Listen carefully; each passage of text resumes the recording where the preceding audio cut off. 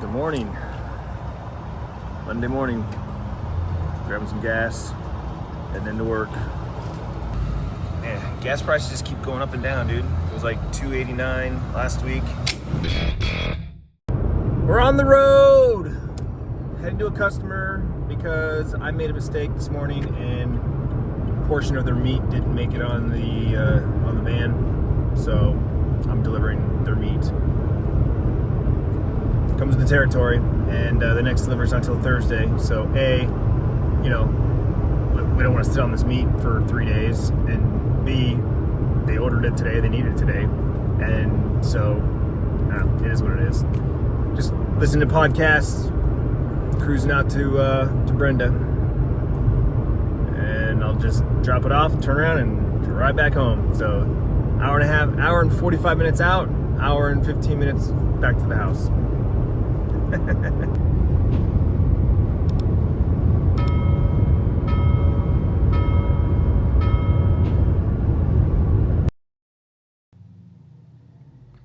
of an uneventful day.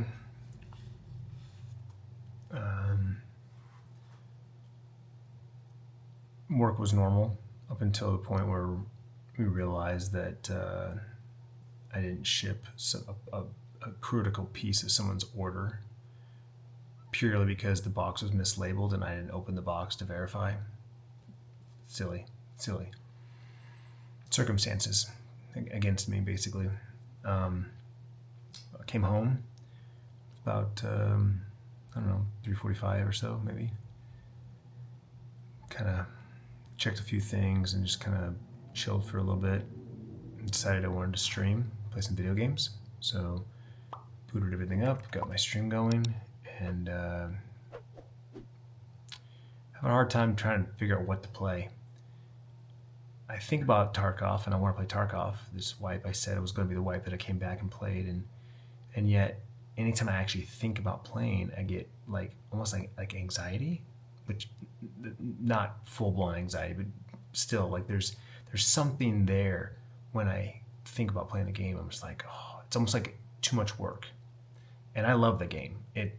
Right now, if someone asked me what my favorite game is, I would say Tarkov, even though I'm having these feelings right now. And yet, I don't feel like playing. I'm like, I want to, but I don't, obviously. If I did, I'd play. I look at my desktop and I've got, 6 games installed, right? And, there's Tarkov and there's Call of Duty, Modern Warfare, and I think those are the only 2 PvP games. I guess technically Magic, Gathering Arena is PvP, but, you get what I'm saying. Everything else is PvE, right? And all of them I have not completely beaten or finished, right? There's Cyberpunk 2077, which I absolutely love. I just love the world, the Night City. I love everything, the aesthetic. I love everything about that game, everything. I have yet to complete 100% the main game, and haven't even really started the DLC. So there's tons more content for me to play in that game, and I'm like, I should just play that game. And then there's Icarus, which is a kind of a sleeper. It had a good little run when it first launched, but it didn't really take mainstream. And the way the game is built, it's not like a long-term survival game like others. But I love it. I something about that game I absolutely just love. And same thing, tons of content, tons of extra DLC content. I got all the DLC, and I barely scratched the surface. There's so much content, and they keep adding more content. And so it's just between those 2 games alone. And then there's Starfield, and I haven't even finished Starfield. I beat the main game, but I have not touched any of the side quests. From what I've read and I've seen, there is a ton of amazing side quests and story that I barely even, I haven't touched at all. And I really enjoyed Starfield. I played the crap out of it. I really enjoyed it. So, just those 3 games, on top of also having Call of Duty and also having Tarkov, also having Magic, and that's just what I have installed right now. There's still No Man's Sky, which I don't even know if I still have No Man's Sky installed or not. I might have uninstalled it at some point. I uninstalled Destiny for the first time ever. First time ever. Oh yeah, I had Once Human installed because that was a beta that I tried out, but the beta ended. But yeah, I mean, yeah. So it's silly. I'll like talk myself out of playing games or talk myself out of streaming on Twitch because it's like I don't know.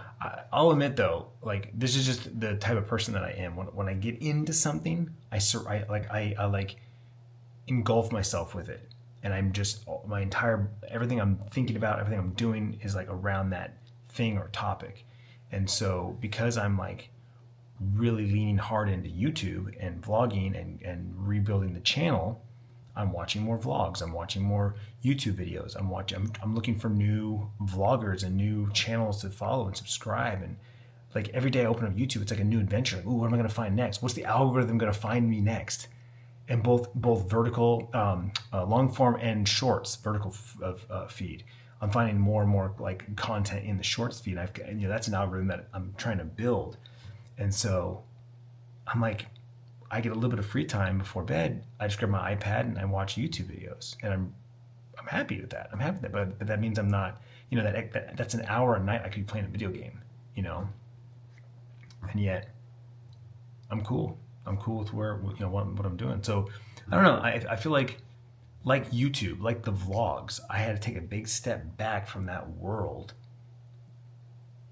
to come back and have a new appreciation for it and a new love and passion for it. So maybe I need to do the same thing with streaming and Twitch and video games. It's like right now I'm focused on YouTube, so like take a big step back from gaming, and not so much Twitch, but gaming, because to me right now that's what's synonymous, right? Vlogging and IRL streaming is YouTube, Clintus.tv. Video games and live streaming is Twitch, Clintus Games, right? That was the original thought process years and years ago, and I'm feeling that right now. Like I feel like if I want to sit and do an IRL stream, I'm going to do it on YouTube. If I'm going to sit in this chair, even if I'm not playing games, it's Twitch. This is Twitch Studio, right? And my iPhone has become YouTube Studio. I wrote my journal for the first time in over a month. Just a one pager. Basically said that where I'm at right now, and things are kind of on my mind. I mentioned how it's been a month since I've written in the journal, and yet I've done a couple posts on my iPhone, the journal app on my iPhone, and I enjoy it. I do enjoy journaling on the iPhone, especially when you add like the photos or videos or location information in the journal. So it actually puts like some pictures. You have 4 frames per journal entry. I said that, right? Like I enjoy that. But at the same time, there's something sexy and mysterious about writing in the field notes book. And it might also just be because it's a field notes book, like this book. This is what I'm talking about, right? There's something about having this little book, and I wish I had a reason to carry one of these every day. I wish that I actually would use it. But I know I wouldn't. I did carry one for a while. I carried a moleskin around for months in my little sling bag or my backpack, my computer bag, months. Never used it. Granted, I have 2 moleskins that I have attempted to use, and there's like 5 to 10 pages in the beginning that have like random notes or ideas, and it is interesting to go back and look at them. I do sometimes, go back and look at them. In fact, one of them is from my buddy Josh. You guys met him just recently. The Tool concert, one of his conferences, the first conference, it might have been the first conference that he put on, he gave out moleskins that were engraved, and I forget what the cover said, something like, on these pages I will create my destiny or create my dynasty or something like that. It was a very inspirational quote, but never. Anyway, my point is I know that even though, like, again, it's like playing Tarkov, right? Like I want to use this, but yet I won't. Like, I don't have a reason to. But again, there's something sexy about having one of these and writing in it. So I don't know. I feel like it's been over a year since I started working with my dad, my brother, and my world kind of just stopped spinning for a little bit. and it's, slowly starting to spin again, maybe in a different direction, but it's starting to spin again. I can feel it. YouTube and this vlog has become a big part of that.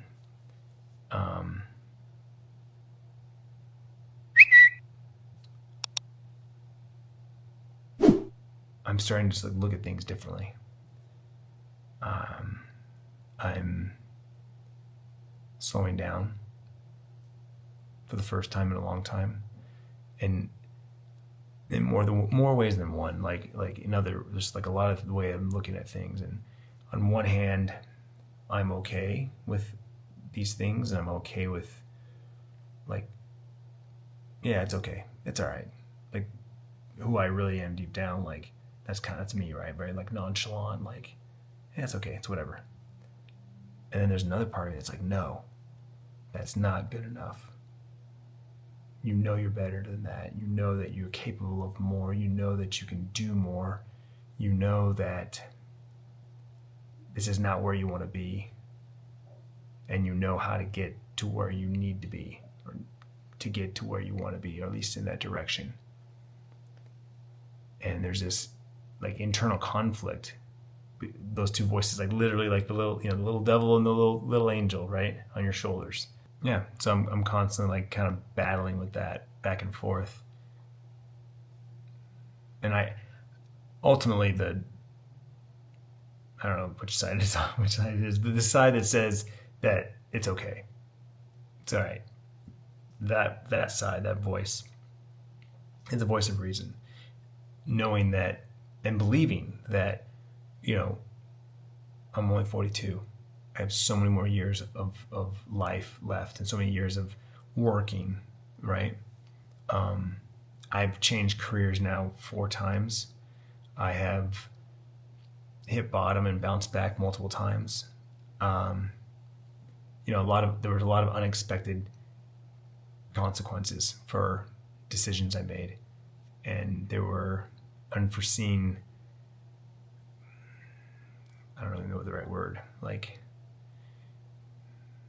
just things that we didn't expect to happen, and the way it happened and whatnot. But like I said, my point is there's plenty of time left, and if I spend the next 3 to 4 years helping my brother ultimately grow this business to a place that everyone's happy, then it's worth it. And it'll be 5 years, and I'll be ready for a change again, right? Like I said before, for 6 to 8 years I changed careers, so this is just another stepping stone in that path. And this goes back to what I'm saying about looking at things and thinking things differently. I think about that and I'm like, yeah, that's fine. Do this for the next 3 or 4 years, right? 5 total, whatever. And by then, my brother would be in a good place. My other brother would be in a good place. My dad would be retired. And, maybe I continue to work with them in a consulting type of manner, a part-time manner, whatever. And then I can move on to the next chapter of my life. And I was just talking to Tiffany about this weekend. I ran something somewhat serious towards her. And I said, I know this is 5 years now, right? Let the kids get through college and figure out where they want to go and where they want to be, and no rush. Do a year or 2 as empty nesters with just this house just to us, right? By then the dog will most likely have passed, so it'll be just the 2 of us. And then after that is when I kind of pitched her my thought, our, I don't know what years they are. What are the 50s are, right? I think 40s are the silver years. 50s, 40s, 50s, I don't know, whatever, our 50s, right? Because like I said, I'm 42, the next 5 years, Bryce and Sierra will be on their own, a couple years of us being empty nesters, that puts me about 50. I want to travel. I want to see the country, I want to see the world, and I have some ideas on how to do that. And that's when I kind of threw out to her. And of course, she can't think more than out a week, more than a couple months, let alone years from now. Her imagination can't even fathom that. So it's just something I put in her ear, just something to think about later. Just think about that later. Remember this conversation. So yeah, I don't know. I'm in this weird flux, and I'm dealing with it in my own time, my own way, but I'm dealing with it. And man, I really love this camera.